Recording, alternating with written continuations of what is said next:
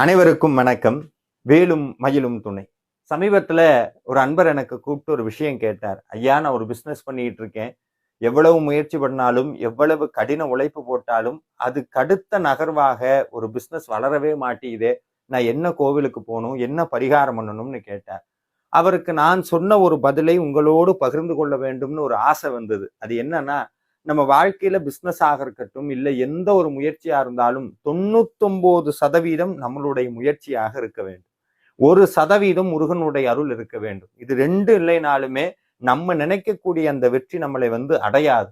அப்ப நம்ம பிசினஸ் வெற்றி அடையணும்னா என்ன பண்ணணும்? ரொம்ப சுலபம். நம்மளுடைய தமிழர்கள் பின்பற்றிய ஒரு வழியைத்தான் உங்களோடு பகிர்ந்து கொள்ள போகிறேன். என்னன்னா, எப்பெல்லாம் நம்ம தமிழர்கள் கடல் கடந்து வேற நாட்டுக்கு வியாபாரத்திற்காக போக தொடங்கினார்களோ அப்பொழுதே அந்த வியாபாரத்தினுடைய முதல் பங்குதாரராக முருகனை நினைத்து கொண்டார்கள். அது மட்டும் இல்ல, வரக்கூடிய லாபத்துல ஒரு பங்கு முருகனுக்கானதுன்னு ஒதுக்கியும் வச்சிருவாங்க.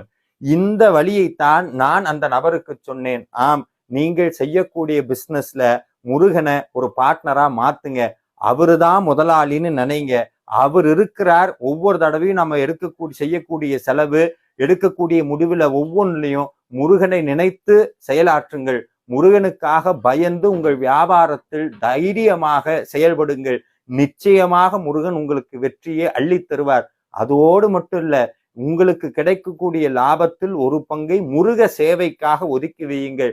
அதுக்கப்புறம் உங்களுடைய பிசினஸ் ஆகட்டும், உங்களுடைய வாழ்க்கை ஆகட்டும், அது நடக்கக்கூடிய மாற்றங்களை நீங்களே கண்கூட காண்பீர்கள். நன்றி.